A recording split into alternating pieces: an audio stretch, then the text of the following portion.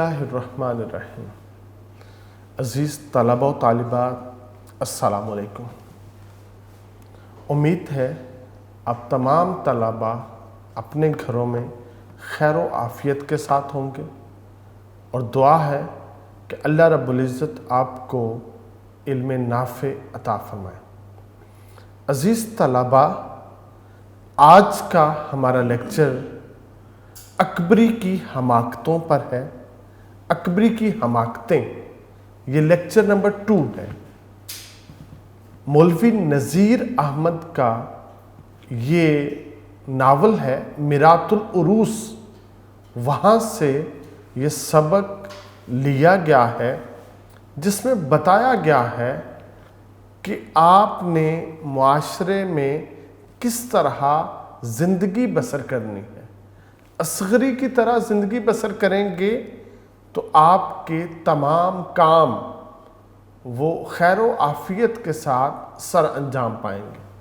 اگر اکبری کی طرح آپ اپنے کام سر انجام دیں گے تو آپ کے تمام کام ادھورے رہ جائیں گے اور آپ کو نقصان کا سامنا کرنا پڑے گا۔ تو عزیز طلبہ، ابھی ہم شروع کریں گے لیکچر نمبر 2، اکبری کی حماقتوں پہ۔ عزیز طلبہ، اب ہم ٹیکسٹ بک سے اپنے اس سبق کا آغاز کریں گے۔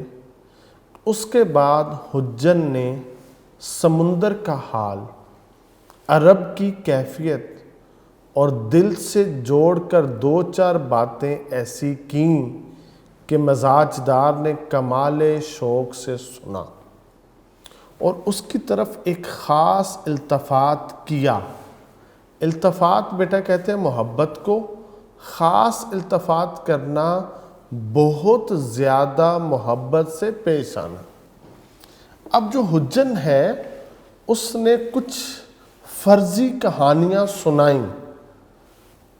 اس نے اکبری کو 1 پیسے میں زیادہ سرما دیا تھا۔ اس نے اکبری کو ناد علی 2 آنے میں دے دیا تھا۔ اس نے اکبری کو فیروزے کی انگوٹھی تبرکن مفت دے دی تھی۔ ان تینوں چیزوں کی وجہ سے مزاج دار ریجھ چکی تھی، اس کے جال میں پھنس چکی تھی۔ اب سونے پہ سہاگا کہ صحیح طرح اس کو اپنے جال میں جکڑ لے، حجن نے کیا کیا؟ کچھ فرضی جھوٹی کہانیاں بنا کے سنائیں تاکہ یہ اس کے جال میں پھنس جائے۔ اس نے کیا کیا؟ سمندر کا حال سنایا کہ جب اس نے حج کا رخ کیا تھا تو وہ جو سمندر کی واقعات تھے، اس کے حالات تھے، وہ اس نے سنائے۔ پھر عرب کی کیفیت سنائی، عرب کا ماحول کیسا ہے، وہاں کی چیزیں کیسی ہیں، وہ ساری کی ساری اس نے سنائی۔ یہ سنانے کا مقصد مفروضے قائم کر کے فرضی کہانیاں بنا کے تاکہ مزاج دار کی توجہ حاصل کرے۔ تو مزاج دار تو شدت سے بے وقوف تھی، اس نے کمال شوق سے سنی یہ باتیں، بڑی محبت کے ساتھ اس نے یہ باتیں سنی اور خاص التفات اس نے حجن کی طرف کر دی۔ تو حجن نے پوچھا، کیوں بھی تمہارے کوئی بال بچہ نہیں؟ حجن نے باتوں باتوں میں یہ دیکھ لیا کہ اس کے گھر میں یا تو اکبری موجود ہے یا اس کی ملازمہ زلفن موجود ہے۔ عاقل صاحب تو وہ کام کے لیے گھر سے باہر گئے ہوئے تھے، گھر میں بچوں کی آواز نہیں تھی، تو اس لیے اس نے پوچھ لیا کہ کیا تمہارا کوئی بچہ نہیں ہے؟ مزاج دار نے آہ کھینچ کر کہا۔ اس نے ٹھنڈی آہ بھر کے مزاج دار نے اکبری نے یہ کہا، ہماری تقدیر ایسی کہاں تھی؟ اس نے کہا، میری تقدیر ایسی کدھر ہے کہ میرے کوئی بچہ ہو؟ حجن نے پوچھا، بیاہ کو کتنے دن ہوئے؟ اس نے وہ کہہ دیا کہ تمہاری شادی کو کتنے دن ہو گئے؟ تو مزاج دار نے اس پر کہا ابھی برس روز نہیں ہوا، کہ ابھی 1 سال نہیں گزرا۔ جب اس نے یہ جواب دیا اکبری نے کہ ابھی 1 سال نہیں گزرا، تو اس پہ بیٹا مزاج دار کی بے عقلی کا اب تو حجن کو یقین ہو گیا، اس سے پختہ یقین ہو گیا کہ یہ بے عقل ہے، اور دل میں کہنے لگی کہ اس نے تو اولاد کا نام سن کر ایسی آہ کھینچی ہے جیسے برسوں کا امیدوار، جیسے یہ برسوں کا امیدوار، حالانکہ ابھی 1 سال اس کی شادی کو نہیں گزرا، جس کی وجہ سے اس کے ہاں اولاد نہیں ہے۔ مگر اس کے کہنے کا جو انداز تھا کہ ہماری ایسی قسمت کہاں، اس سے حجن کو یقین ہو گیا کہ یہ کمال کی بے وقوف عورت ہے۔ تو حجن نے کہا نا امیدی کی بات نہیں، کہ اس میں کوئی بات نا امیدی کی نہیں ہے، تمہارے تو اتنے بچے ہوں گے کہ تم سنبھال بھی نہ سکو گی، تمہارے اتنے زیادہ، اس نے کہا تمہارے جو نا وہ بچے ہوں گے، البتہ بالفعل اس وقت اکیلے گھر میں جی گھبراتا ہوگا، تم اکیلے رہتی ہو نا گھر میں، تو تمہارا جی جو ہے، تمہارا دل جو ہے وہ گھبراتا ہوگا، میاں کا کیا حال ہے؟ اب اس نے اسے اگلا سوال کر دیا۔ تو عزیز طلبہ، یہاں تک جو بات ہمیں مصنف نے سمجھائی ہے کہ ہم نے اپنی زبان کے دروازے کو بند رکھنا ہے تاکہ کوئی ہمیں جانچ نہ سکے، ہماری پڑتال نہ کر سکے۔ اگر ہم نے اپنی زبان کو دوسروں پہ وار نہ کیا تو کوئی شخص ہمیں دھوکہ نہیں دے سکتا، ہمیں اپنے جال میں پھنسا نہیں سکتا۔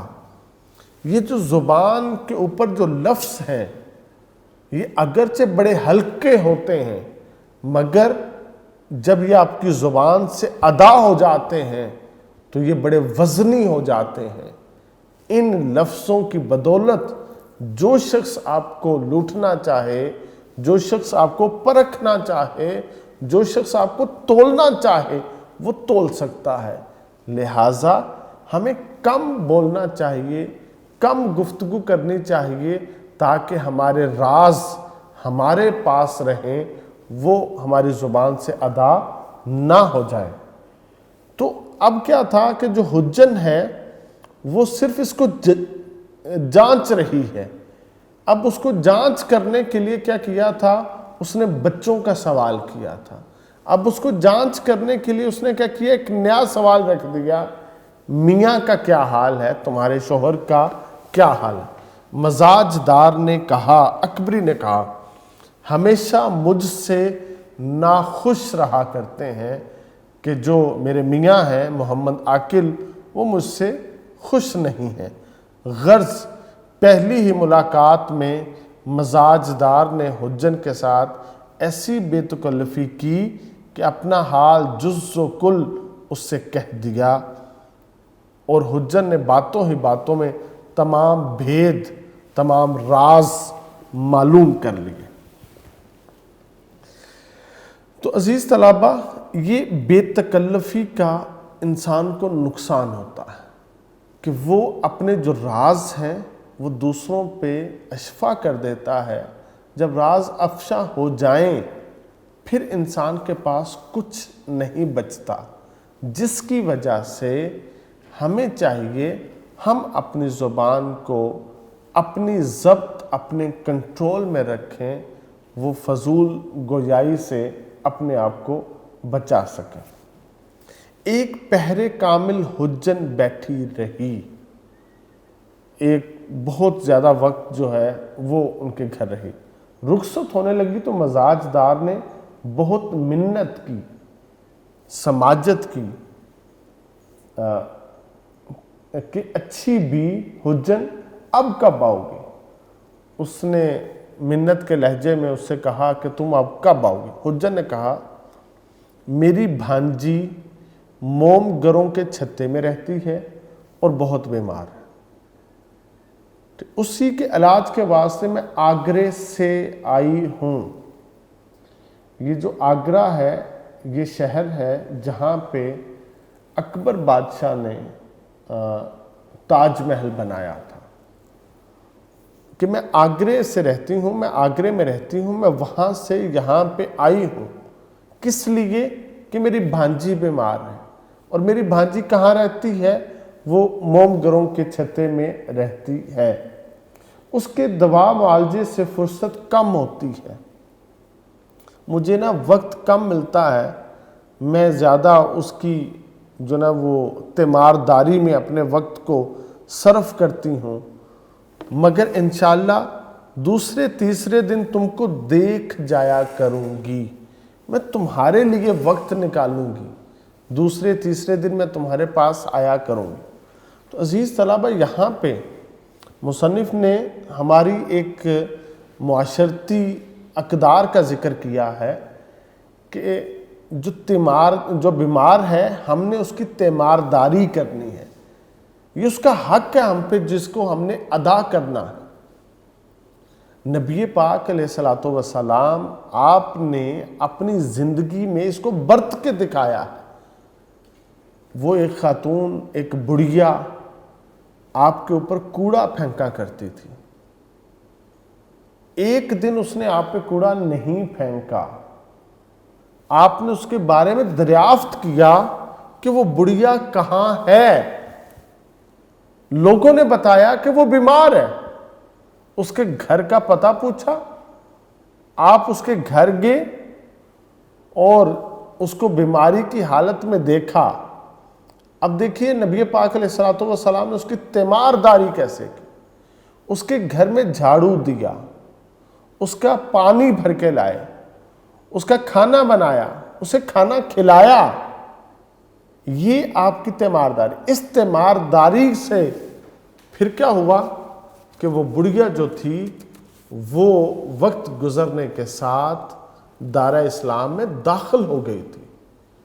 جو تیمارداری ہے، جو ہماری روایات کا حصہ ہے، مصنف نے اس کی جانب ہماری توجہ مبذول کروائی ہے۔ اگلے دن حجن پھر موجود ہوئی، اب اگلا دن ہوا، صبح آئی، حجن پھر آ گئے اور ایک ریشمی ازار بند لیتی ہے۔ ازار بند کہتے ہیں اس نالے کو جو شلوار میں ڈالا جاتا ہے، ایک ریشمی ازار بند، ایک قیمتی جو نا ازار بند ہے، وہ لے آئی۔ مزاج دار دور سے حجن کو آتے دیکھ کر خوش ہو گئے اور پوچھا یہ ازار بند کیسا ہے؟ سوال کیا اس سے۔ حجن نے کہا بکاؤ ہے، بکنے کے لیے ہے، بیچنا ہے اس کو۔ مزاج دار نے پوچھا کتنے کا ہے؟ حجن نے کہا 4 آنے کا ہے، یہ 4 آنے کا ہے۔ محلے میں ایک بیگم رہتی ہیں، اب غریب ہو گئی ہیں، اسباب سامان بیچ بیچ کر گزر کرتی ہیں، میں اکثر ان کی چیزیں بیچ دیا کرتی ہوں۔ حجن نے کہا 4 آنے کا، محلے میں چیزیں بیچ دیا کرتی ہوں۔ مزاج دار اتنا سستا ازار بند دیکھ کر لوٹ ہو گئے، وہ اس کے اوپر لٹو ہو گئے، فریفتہ ہو گئے کہ یہ ریشمی ازار بند ہے اور صرف 4 آنے کا ہے۔ فوراً پیسے نکال کے دیے، حجن کے ہاتھ پر رکھ دیے اور بہت گڑ گڑا کر کہا اچھی بھی، جو چیز بکاؤ ہوا کرے پہلے مجھ کو دکھا دیا کرو۔ حجن نے کہا بہت اچھا، پہلے تم پیچھے، اور کہ جو چیز ہوگی پہلے میں تمہیں دوں گی، اس کے بعد میں کسی اور کو دیا کروں گی۔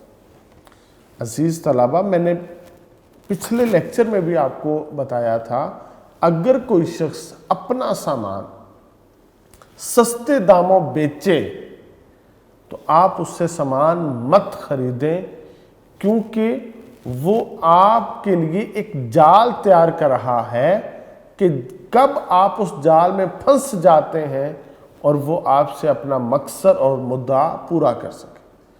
لہٰذا ہمیں طمع میں نہیں پڑنا، لالچ میں نہیں آنا۔ لالچ بری بلا ہے، اس سے لوگوں کی عقل جو ہے نا وہ مات کھا جاتی ہے اور یہ پھنس کے رہ جاتے ہیں۔ اس کے بعد ادھر ادھر کی باتیں ہوا کہ چلتے ہوئے حجر نے ایک بٹوا نکالا، اس میں کپڑے اور کاغذ کی کئی تہوں میں تھوڑی لونگیں تھیں۔ یہ لونگ ہوتی ہے جو بریانی کے اندر اس کو ڈالا جاتا ہے، مسالے میں یہ لونگ ہوتے ہیں، وہ لونگیں تھیں۔ ان میں سے 2 لونگیں حجر نے مزاج دار کو دی اور کہا کہ دنیا میں ملاقات اور محبت اس واسطے ہوا کرتی ہے کہ ایک دوسرے کو فائدہ ہو۔ یہ 2 لونگیں میں تم کو دیتی ہوں، ایک تو تم اپنی چوٹی میں باندھ لو، یہ جو بال ہے جس کی وہ چٹیاں بناتی ہیں خواتین، کہتی ہے ایک تم لونگ اس میں رکھ دو، دوسری بہتر تھا کہ تمہارے میاں کی پگڑی میں رہتی، محمد عاقل کی پگڑی میں رہتی، پر تمہارے میاں شاید شبہ کریں، شک کریں، خیر تکیے میں سی دو۔ تم ایسا کرو، دوسرا لونگ محمد عاقل کی تکیے میں سی دو اور ان کا اثر آج دیکھ لینا، آج ہی تم ان لونگوں کا اثر دیکھنا، لیکن ایک شرط ہے، اتنی احتیاط کرنا کہ پاک صاف جگہ میں رہیں۔ یہ جو لونگ ہے نا یہ پاک صاف جگہ میں رہیں۔ بیٹا یہاں پہ ایک چیز قابل توجہ ہے، جو صفائی ہے یہ مسلمان کے لیے نصف ایمان ہے۔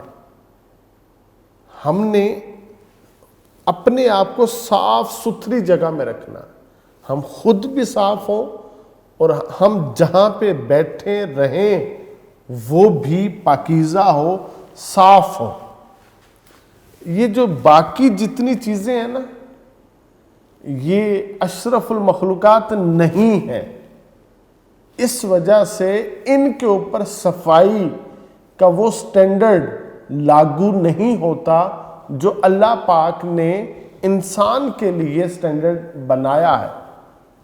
اس نے کہا ان 2 لونگوں کو وہاں پہ رکھنا ہے اور صفائی کا جہاں پہ آپ نے خیال رکھا، وہ اس نے بھانپ لیا تھا کہ مزاج دار جو ہے یہ صفائی ستھرائی کا خیال نہیں رکھتی، اس کے گھر میں صفائی کا خیال نہیں رکھا جاتا، جس کی وجہ سے اس نے کہا کہ یہ جو 2 لونگیں ہیں اس کو تم نے وہاں پہ رکھنا ہے جہاں پہ جگہ صاف ہو، اور اپنے قد کے برابر ایک کلاوہ مجھ کو ناپ دو۔ ایک کپڑا ہے جو اپنے قد کے مطابق تم مجھ کو ناپ کے دے دو، وہ اس کا ہدیہ ہے۔ میں تم کو ایک گنڈا، ایک تعویذ بنوا لا دوں گی، میں تم کو ایک تعویذ بھی جو ہے نا وہ بنوا کے لا دوں گی۔ بیٹا اب کیا تھا کہ اس نے وہ جو 2 لونگ لیے تھے اور ظاہر اس نے وہ اس کی شرط پوری کرنی تھی، اعتقاد اس کے اوپر بہت زیادہ بیٹھ چکا تھا۔ جو 2 لونگ ہیں اس دور میں ان کی قیمت 6 فٹ یا 7 فٹ کے کپڑے جتنی نہیں تھی، وہ تو انتہائی سستے داموں ہوتے ہیں، مگر اس نے کیا کیا، 2 لونگ دے کے اس سے مہنگی چیز وہ طریقے اور سلیقے سے نکلوا لی تھی۔ یہ لوگ پھر اس طرح سے وار کرتے ہیں۔ اگر ہم لالچ میں نہیں آئیں گے، ہم طمع میں نہیں آئیں گے تو ہم ان کے ان تمام وار سے بچ سکیں گے۔ اب وہ بتاتی ہے میں جب حج کو گئی تھی وہ جو سمندر کا احوال تھا اس کو اس کے ساتھ لنک کرتی. میں جب حج کو گئی تھی تو اسی جہاز میں ایک بھوپال کی بیگم بھی سوار تھی. شاید تم نے ان کا نام بھی سنا ہو, بلقیس جہانی بیگم. ایک مفروضہ فرضی نام بھی اس کا لے لیا. سب کچھ خدا نے ان کو دے رکھا تھا. دولت کی کچھ انتہا نہیں تھی. نوکر, چاکر, لونڈی, غلام, پالکی نالکی سبھی کچھ تھا. یہ جو نوکر چاکر ہے ملازم, اس کے بھی آپ کو معنی کا پتہ ہے. جو لونڈی ہیں, جو خواتین ہیں جو بکتی تھیں اس زمانے میں, اس کو لونڈی کہا جاتا تھا. پالکی نالکی یہ اس کو کہتے ہیں, اس سواری کو جو اوپن ہوتی ہے, اور جو غلام یا ملازم ہوتے ہیں وہ اس کو اپنے کندھوں پہ اٹھا کے لے کے جاتے ہیں. یہ ساری چیزیں اس کے پاس تھیں, مگر اس کے پاس اولاد نہیں تھی. اولاد کی طرف سے رنجیدہ رہا کرتی تھی, پریشان. رنجیدہ پریشان کو کہتے ہیں. کوئی بچہ نہ تھا. دوسرا, نواب صاحب کو ان کی طرف مطلق التفات نہیں تھا, بالکل محبت نہیں تھی نواب صاحب کو. بیگم بلقیس جہاں آبادی سے شاید اولاد نہ ہونے کے سبب محبت نہ کرتے ہیں. وہ ریزن بھی دے رہی ہے کہ ان سے کیوں محبت نہیں کرتے تھے, اولاد نہیں تھی. ادھر اکبری نے بھی کہا تھا میری اولاد نہیں ہے, ادھر اکبری نے بھی کہا تھا محمد آخر میرے ساتھ محبت نہیں کرتا, اور اس نے وہ جو 2 لونگ دیے ہیں اب وہ ایک مفروضہ, ایک فرضی کہانی بنا کے وہ بتانے لگی ہے.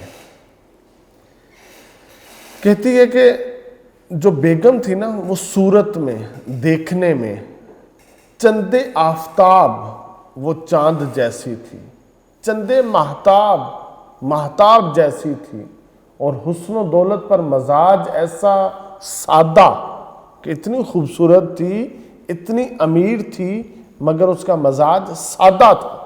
ہم جیسے ناچیزوں کو برابر بٹھانا اور پوچھنا, ہم جیسے جو لوگ تھے ان کو بھی اپنے پاس بٹھاتی تھے اپنے ساتھ. بیگم کو فقیروں پر پرلے درجے کا اعتقاد تھا.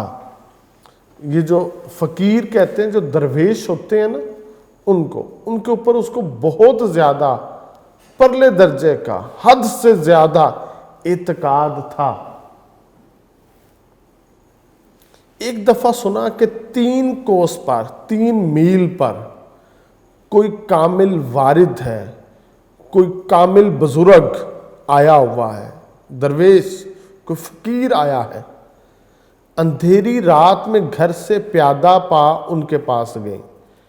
ایک تو اندھیری رات میں گئیں اور پیادہ پا, ننگے پاؤں وہ ان کے پاس گئیں. یہ بیٹا جو یہاں پہ اب یہ جو کنسیپٹ مصنف بتاتے ہیں یہ اسلام کا نہیں ہے. اسلام جو ہے وہ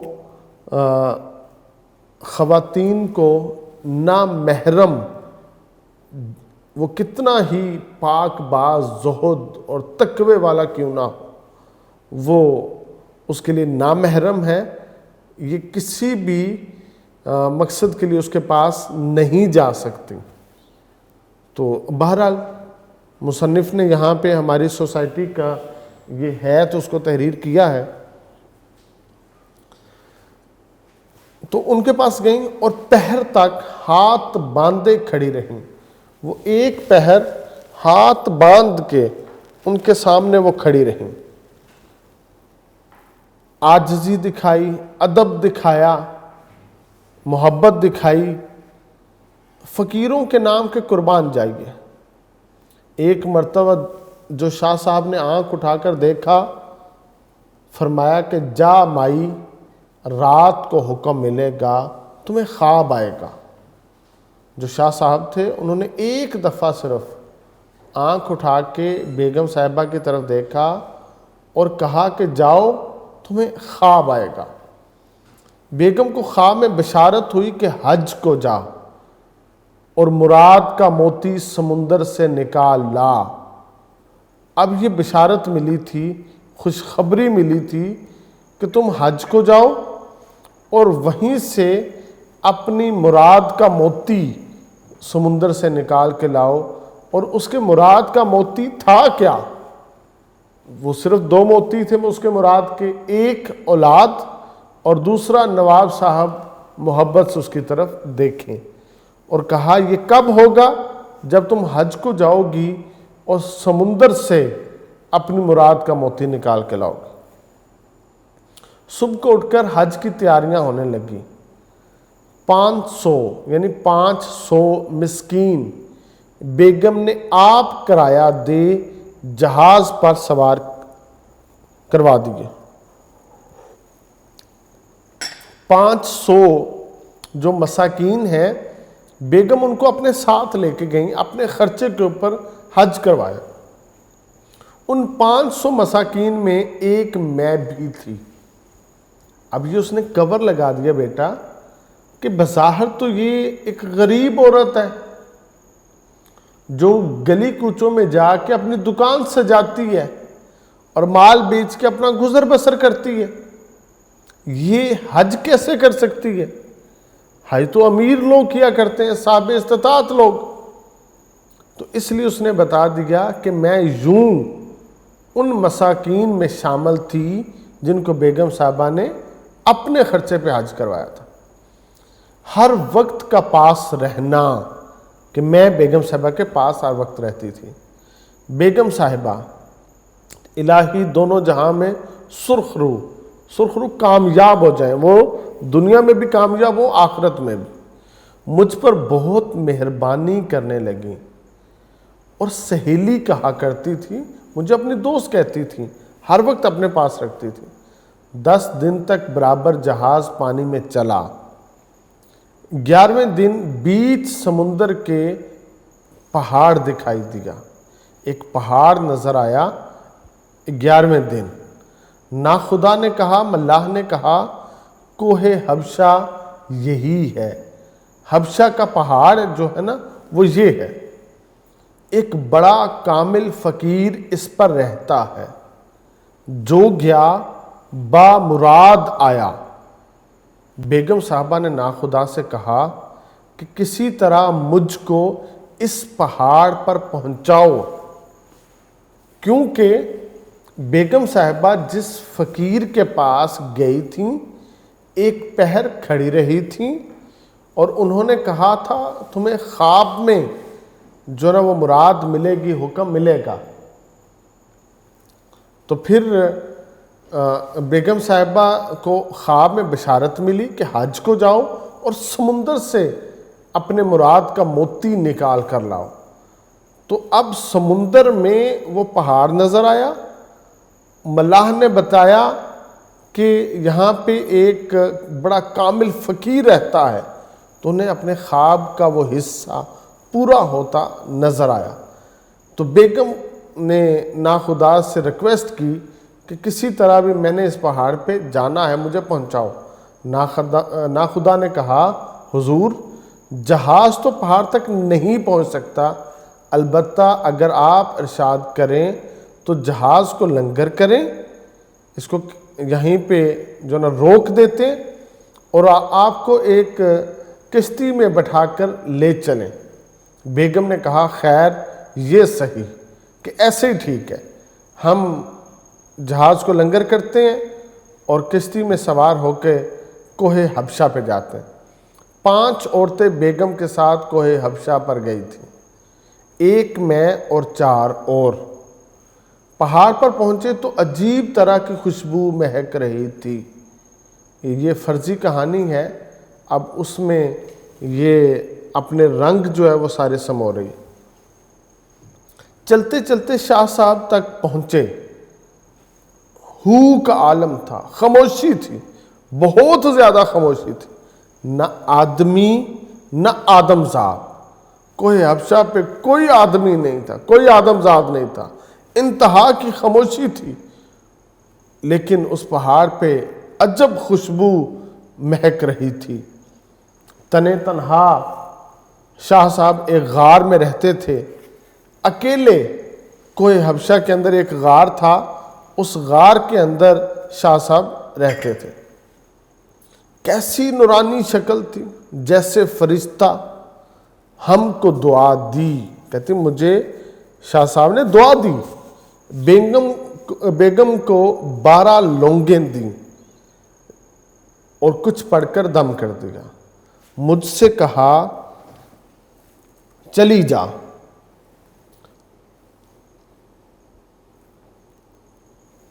آگرے اور دلی میں لوگوں کے کام بنا۔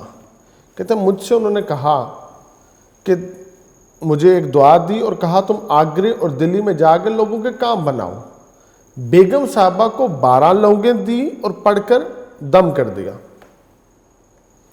بیٹی ان 12 لونگوں میں سے 2 لونگیں یہ ہیں، جو 2 لونگیں اس نے دی ہیں، یہ اس کی ساری اس نے فرضی کہانی بنائی ہے تاکہ اس کی برکات کا اس کو اندازہ ہو، اور پھر کہا تھا اس کو وہاں پہ رکھنا جو انتہائی پاک اور صاف جگہ ہو۔ تو پھر عزیز طلبہ آگے جو ہے نا وہ کہتے ہیں کہ ہم سب حج کر کے لوٹے تو نواب صاحب یا تو بیگم کی بات نہ پوچھتے تھے، یا یہ نوبت ہوئی کہ 1 مہینے آگے سے بمبئی میں آ کر بیگم کو لینے کو پڑے تھے، کہ حج پہ جانے سے پہلے نواب صاحب بیگم کی طرف التفات نہیں کرتے تھے۔ ابھی وہ واپس نہیں آئیں، لونگیں ان کے پاس ہیں، بیگم صاحبہ کے پاس۔ اس کی برکت ہے کہ نواب صاحب 1 مہینہ پہلے وہ اپنی بیگم کے استقبال کے لیے وہاں پہ موجود ہیں۔ جو ہی بیگم نے جہاز پر سے پاؤں اتارا، نواب صاحب نے اپنا سر بیگم کے قدموں میں رکھ دیا اور رو رو کر خطا معاف کرائی، اپنی غلطیاں اپنی کوتاہیاں معاف کروائیں۔ 6 برس میں بھوپال میں حج سے واپس آ کر ٹھہری۔ فقیر کی دعا کی برکت سے لگاتار اوپر تلے اللہ رکھے 4 بیٹے بیگم کے میرے رہتے ہو چکے تھے۔